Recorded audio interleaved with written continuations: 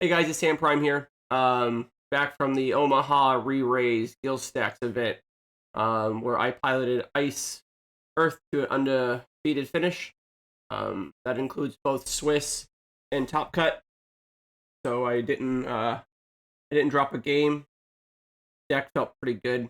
I'm gonna go over some of the lists. I'm gonna do it like KP Talk style, where it's just freestyle. I haven't written any of this down. Just gonna go over my thoughts on the deck. I will save my thoughts on the event and stuff like that, as I will be doing a video with Travis Pfeiffer, um, with guest KP, myself, and Zaim, who also played Ice Earth to a second place finish. Um, so anyway, yeah. So we'll just go over the list, tell you a little bit about the event prep.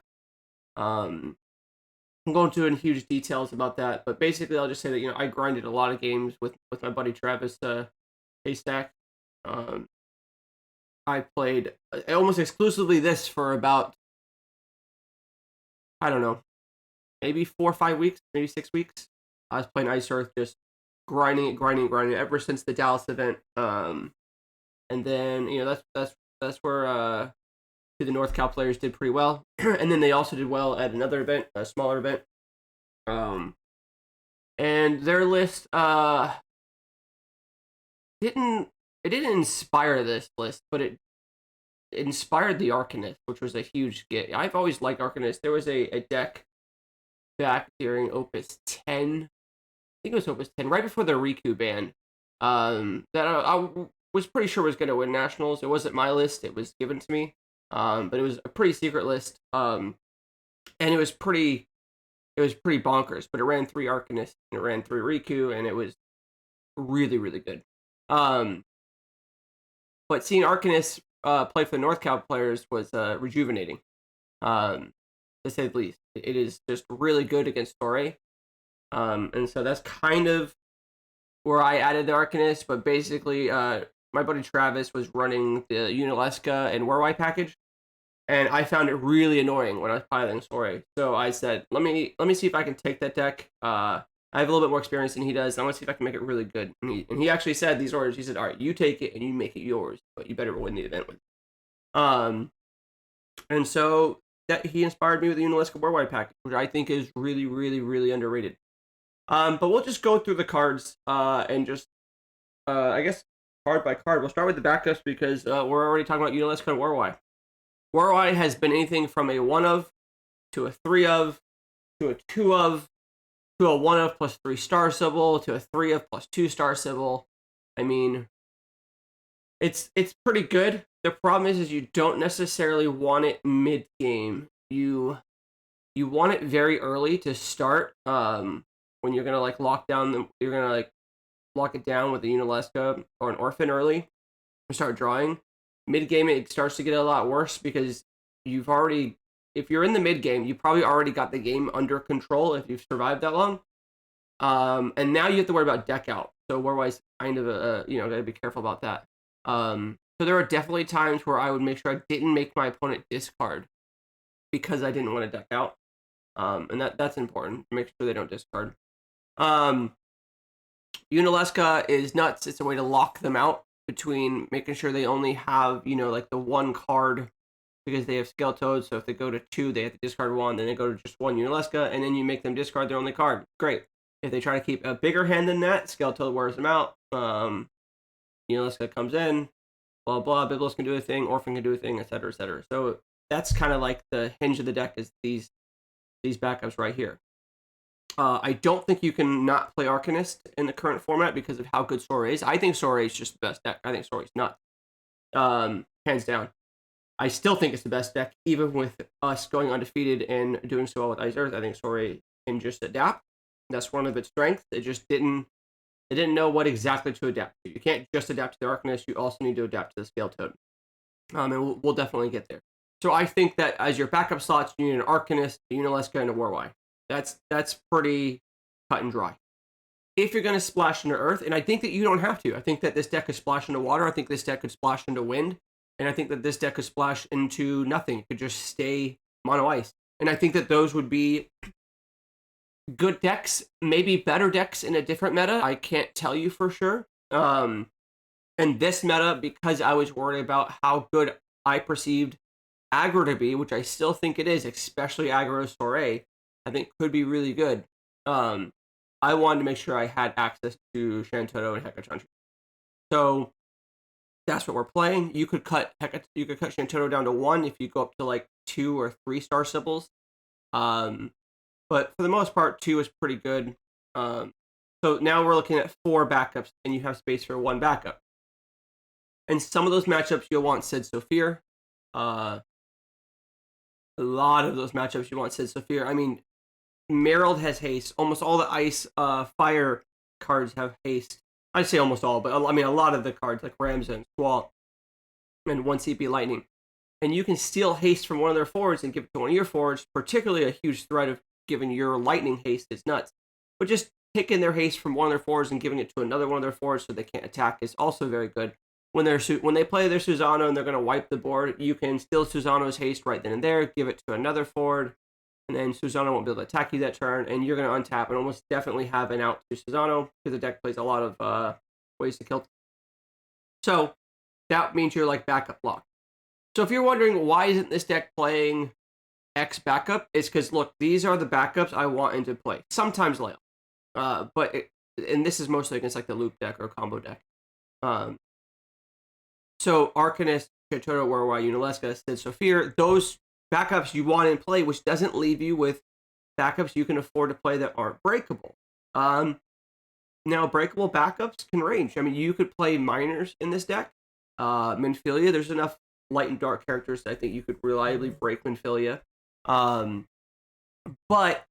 the actual tap from Night is one of the better modes of the breakable backups in Ice, believe it or not.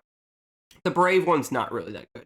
And so, of course, you're looking at my backup line. You're like, well, you ran 2 and 3, and that is because I'm a numbers guy, and I needed the additional Earth backup more than I needed the additional Ice backup.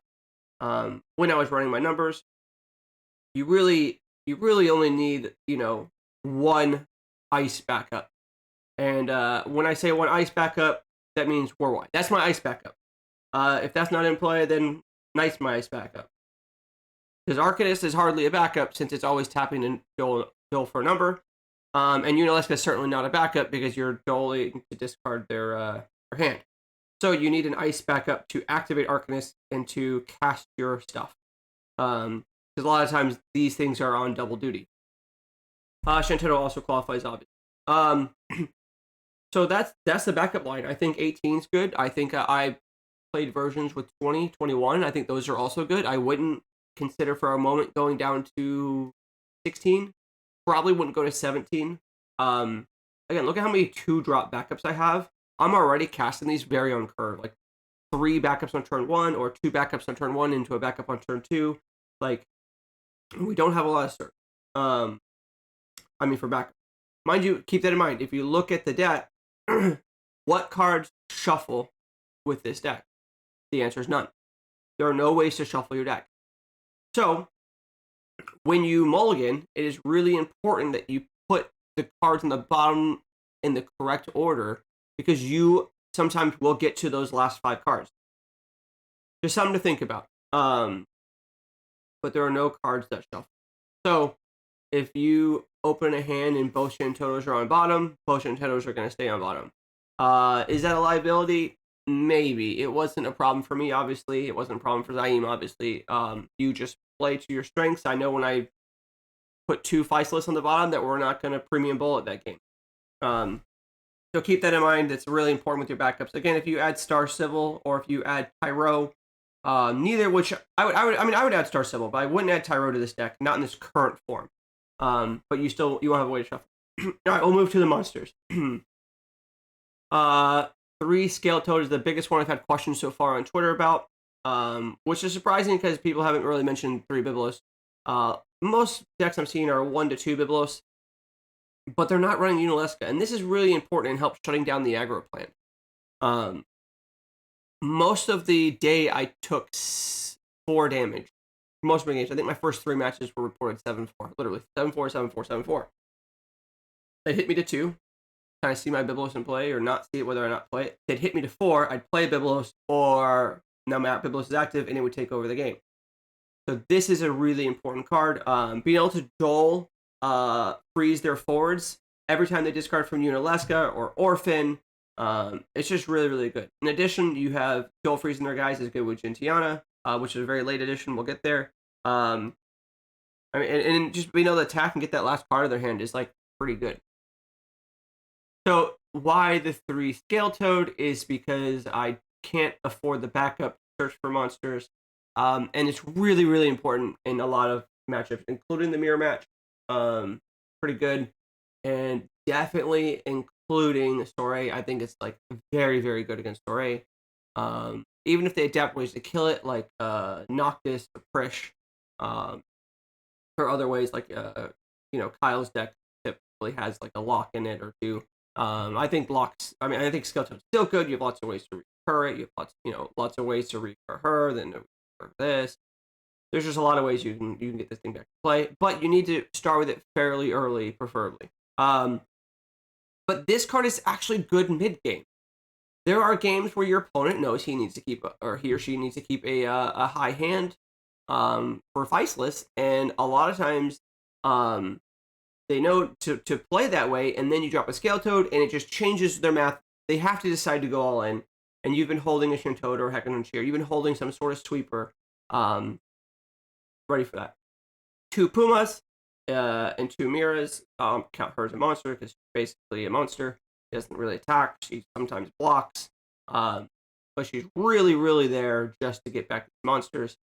Puma's good. It almost always just gets back Faceless for Premium Bullet. There are times when you'll get back a discarded Shantoto.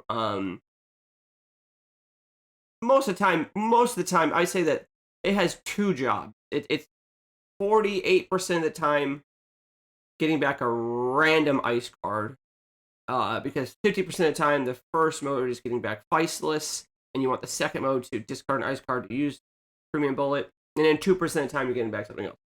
Now that's not actually true, obviously. A lot of times you're actually just getting back Rebel or something, but I tell you that it might be true. It might actually be true. It might be that I almost only ever got back Faceless in all of my matches, or a card to discard to Faceless. That's just why it's in the deck. All right, moving forward, we have 1, 2, 3, 4, 5, 6 sweepers. So 2 Shantoto, 3 Hecaton Chairs, and 1 Titan. When I showed Zayn the list, he was really big on adding more Titans. And when I had Tyro, I thought that was important. When I was playing with Tyro, I thought, well, if I've already discarded a Titan and I either draw a Tyro or they hit one to damage, I want to be able to search up one. And I think that's really important. But with no search in the deck, I think the Titan becomes less important because it almost always, it kills 8Ks and under, right? We don't have ways to pump it in this deck, so it kills 8Ks and under. Hecaton here also does that, but can be done at instant speed during combat, during your combat, that is, and is cheaper, which is really, really, really important because you're going to play 2 light cards, and there are times when you need to sweep the board, and you're going to draw a light card. And if that light card stops you from casting a Titan, you lose the game. That's how important it is. And that's why I'm big on maxing this out before you even play the first one of these. Now, again, like I said, if you have Titan or Kulka in your list, then your mileage might vary. But I wanted access to a lot of sweepers. I also was respecting Zidane. I think Zidane is very good against my deck, so 3 Arcanist, 3 Zalera should help. Robel can come help. Just doling it, milling 2 is probably fine. You'd rather mill an extra card than let them attack and get to cast one of your cards, because some of your cards can be pretty devastating, like Arcanist. Not letting your Faceless attack is pretty good. So that's the decision between there. I really just wanted 3 Zalera. I practiced with 2. I played with 1. I don't think I ever played with 0, but 3 is where I settled, and I stand by it. We're going to come back to the Cactar. Talked about the Titan. Orphan is a 3 of. It's not really negotiable. A lot of people would, in the chat, because people are toxic. And if you're one of these people that are toxic in chat, like, people talk more poorly about you then you are actually being on camera. Like that's it's so bad, man. Like people are saying, oh well, missing triggers with Orphan to dull their guys. Not really. Like if you miss a trigger to dull their guy with Orphan, is because you don't plan on attacking. So you don't care about dulling their guy because you're just going to pass the turn. Yes, technically it triggers and dulls their guy, but in the end it doesn't really matter. Or you were going to dull freeze their guy with the Biblos. So I guess the lesson there is just calm down in the Twitch chat, guys. Jesus. But like the dull thing, it can be important, but it's not usually. But man, making them discard a card every single turn,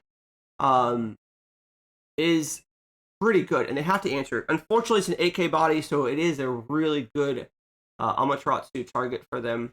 You have a few. You have Mira, Robel, Shantoto, Orphan. These Amaterasu can be kind of good against you. And your real only fight to it is Leo, because we're not playing Mist Dragon, which maybe I'll get to, maybe I'll forget to.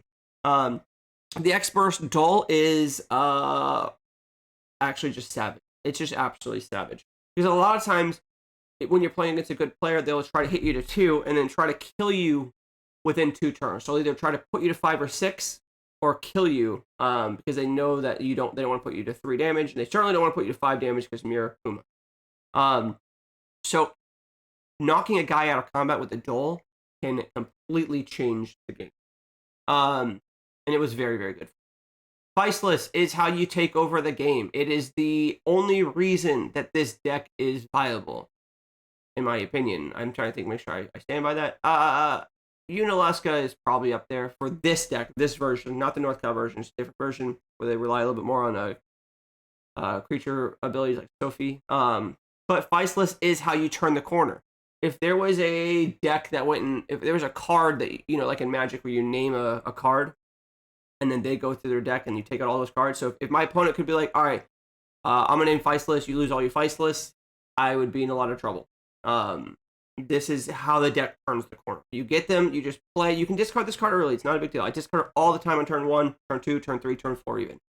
But you wiggle out their hand slowly, and then you play Viceless because they have to commit, right? Because they're the Scale Toad, because they're going to discard. They always say, well, I'm going to discard a card anyway. They always say this. I'm going to discard a card anyway.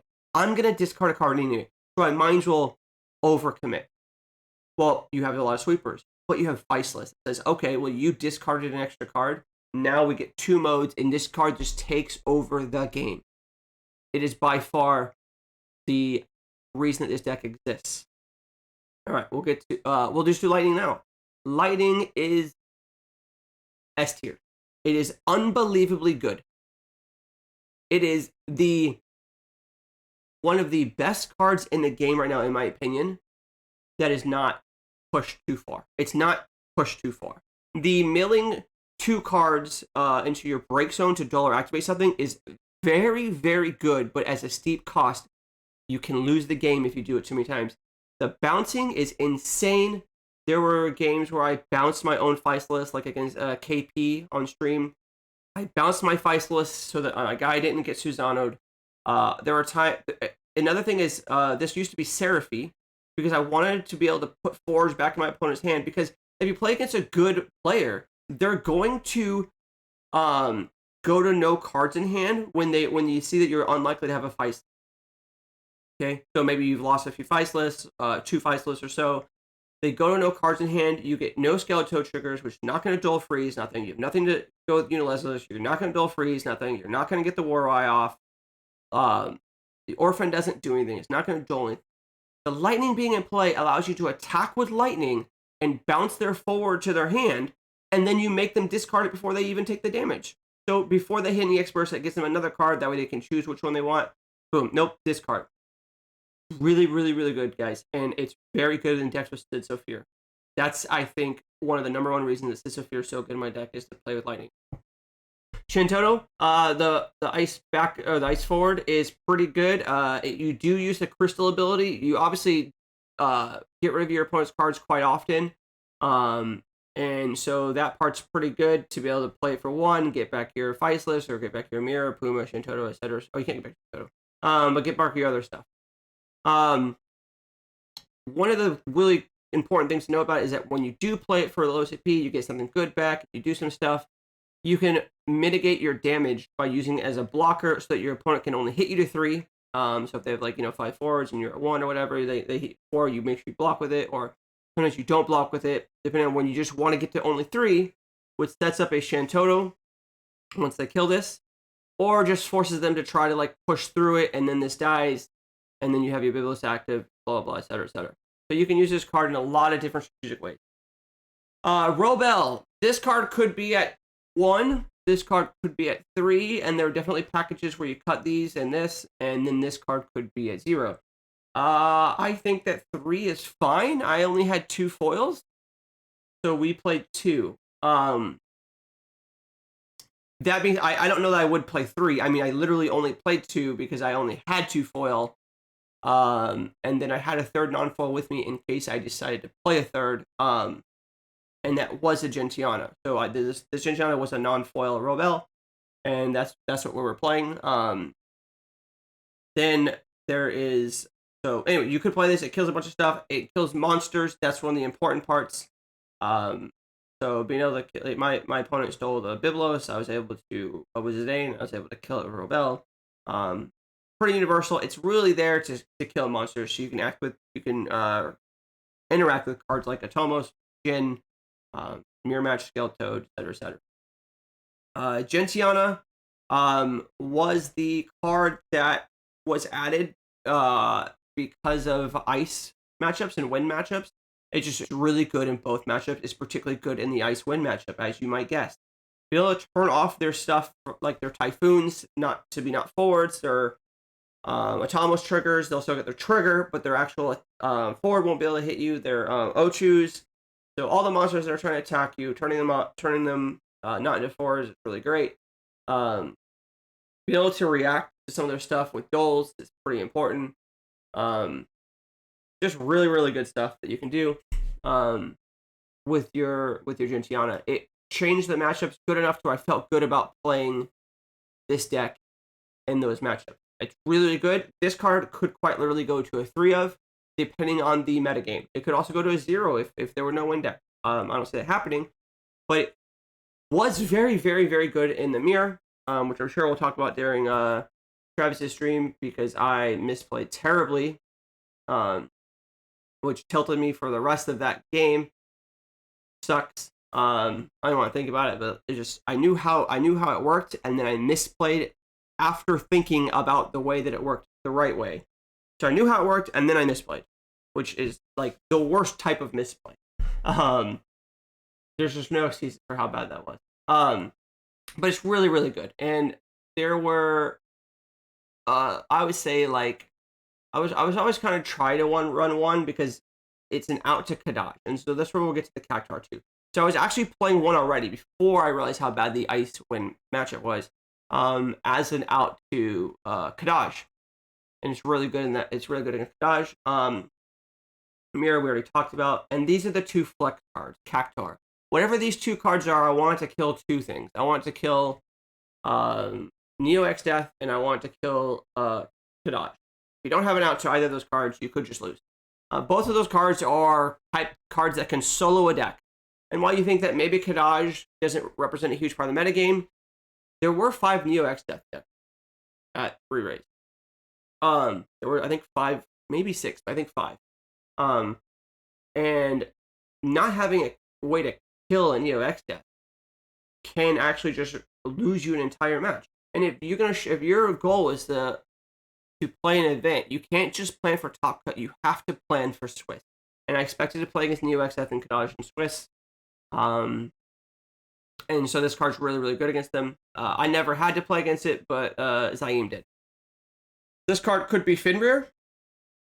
If you have more 2-drops to get back, like Krill's a good card you could play. Seraphy, I think, is still good because it forces them to get a card to their hand. You get a forward to their hand, and then you make them discard, so it's just a net bonus for you only.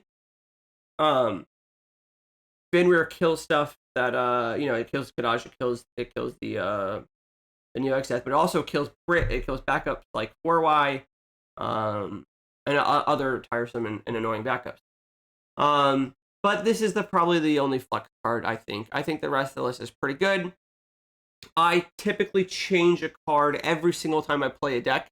win or lose, especially in the tournament. So I want to get better and better with the deck, and so I've played, and I'm not exaggerating, over 100 different variations of this deck over the last month and a half, 2 months. Um, and I just put in a lot of work. I put in a lot of work, and I'm thankful for Zayn for trusting in me to play the deck. Um, I'll go over probably in Travis's video like how the event went, but Zayn had much better breakers than me, and so he actually scooped in round 6. So we both finished the day 5-0 technically. Um, and then I think I would have beat him anyway, but it just wasn't worth the risk of like getting paired in a bad way. So he was super nice and scooped. He didn't have to do that. He could have made me battle. But I appreciate that. And then in the we got paired, or we got placed first and second, so we didn't have to play each other to the finals, and we both just won all of our games. I mean, I think he actually lost a game to Torre in top 4 to not drawing an Arcanist and them playing very aggressive, which, like I said, is still a very good way to play Torre. Just you don't want to play like a control Torre against this deck, or if you have a Torre deck that just play guys on turn 1, you might be able to kill this deck. So that's really important to think about. During, and I don't know if I'll talk about it during Travis' stream, so I'll mention it now. During the top cut, after top cut, when we went home, we didn't have deck lists, so we threw what we had seen on the table, basically half of his opponent's deck and half of my opponent's deck. So like it had Noctis, it had Prish, it had Kadaj, but we allowed during playtesting for Kadaj and Noctis to be on the board together, and they could even party attack together. We just wanted the best of both of those decks to pilot against, and we found if they just was like turn 1 Noctis, big full Madam, the other forward, like this deck could lose. So even if you're playing a control version of the deck, I think playing aggressive is the way to beat this deck. I do apologize for anyone that was planning on playing Soray. Their normal list of Soray in Portland, it's just never ever going to be this deck, though. Like the normal version, there are definitely versions you can tweak to beat it. But maybe I'll say that for another video. Just wanted to talk about this deck, and I just really want to thank Travis Haystack for just letting me test over and over and over and over. I mean, we must have played like hundreds and hundreds of games where he only played Ice Fire. That's the only deck I tested in Ice Fire. And it was just really, really good. Took it to a few of the Orlando Amaterasu promo events and won those, and was feeling really good about the deck. So we brought it. So, feel free to follow me on Twitter if you want more FFTCG combat. Follow Gamers Command. We are still looking for a place. We're looking at possibly like October, early November. At maybe if we do a store here locally, we might just stay online for a while. Not sure exactly yet, but we are working on some stuff. It's not dead. It's just we are just making sure we take our times and do things the right way. That's just kind of what we believe in. But yeah, so follow me on Twitter. It's I don't even remember it off the top of my head, but it's like SAMURILEE. Samurai. Yeah, like samurai. It's really weird. You can find it though. You can find it on my Facebook page. Yeah, and if you have any questions, hit me up. Super appreciate all of the people who thanked me for sharing the list, because a lot of people have already taken it to their locals and crushed. I was sharing the list pretty often, pretty openly. Once I was in Top Cut, I wasn't sharing it prior to that, but yeah. Thanks to Shine for talking to me about the card choices. Thanks for Kalamenti. Same. Thanks for Okimoto for supporting me and cheering me on the whole time. Yeah. All right, guys, we're gonna cut out. See ya.